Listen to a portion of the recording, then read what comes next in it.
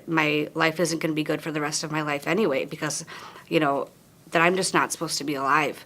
And I felt that if I cared about my friends and my family, the best thing I could do would be to take myself out of the equation, would be to kill myself.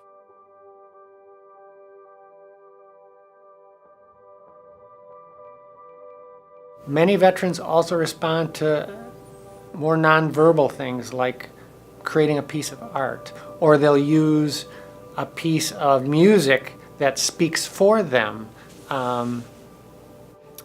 Coming into therapy is not attractive to a lot of veterans. They don't want to think they need therapy, even if they are isolated and depressed. But hey, there's some veterans I heard about going kayaking. There's some veterans who are, making art over at Don Alexa. Maybe I'll give that a shot. And then they connect either with the staff there or another veteran who says, hey, you need to get connected with the VA here.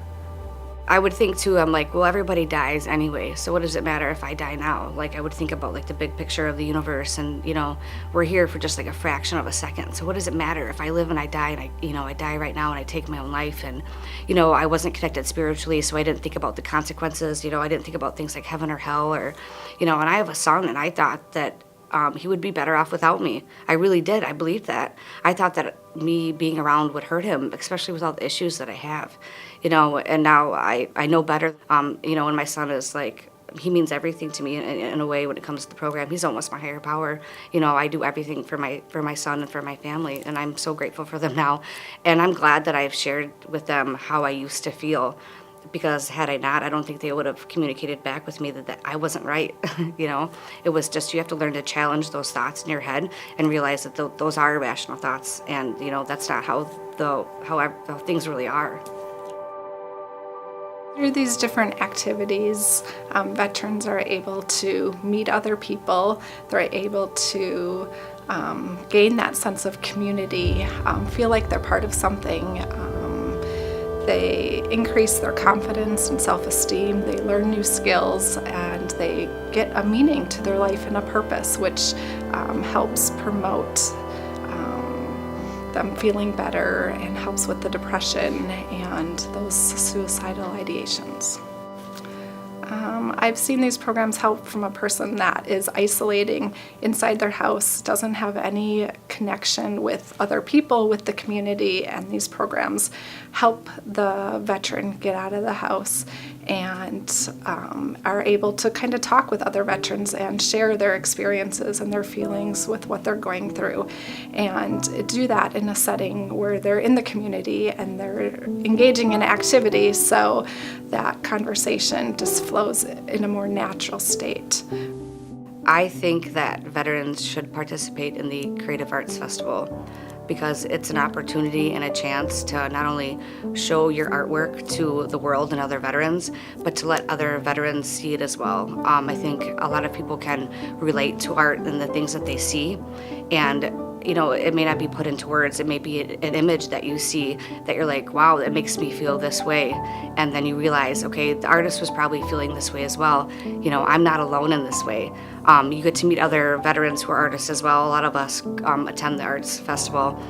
You also get a sense of pride in your work, and that's it.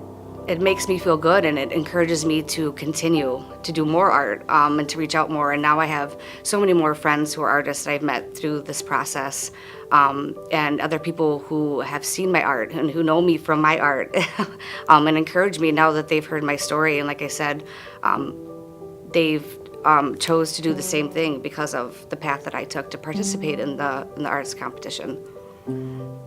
I know each time we tell one of these stories, it potentially saves a life. I was reminded of that at the National Veterans Creative Arts Festival a few years ago in Reno, and I asked a veteran what his story was, and he said it saved his life. And I went, oh, okay. And he grabbed me by my shoulders and he says, no, you don't understand. This saved my life. And I knew this was a story. Come to find out, he wrote poetry and music, but he had a traumatic brain injury and couldn't write anymore. His wife had encouraged him to send in one of his old poems, and he ended up going to the national competition, and he had decided he was going to kill himself there. He brought the gun with him. He had the place picked out where he was going to do it. He had the day and time and everything orchestrated. And he told me I walked in there and they embraced me and they brought me to the VIP lounge and I talked to other veterans just like me for the next 3 or 4 hours. I think, you're not alone. You're not the only one. I think we all struggle. And if we all talked about it more, maybe it would be a little bit more easier to get help and to reach out. But, once you do, I think you'll be really happy because there's no better feeling like knowing that, you have somebody there for you. And you definitely do, especially here at the VA.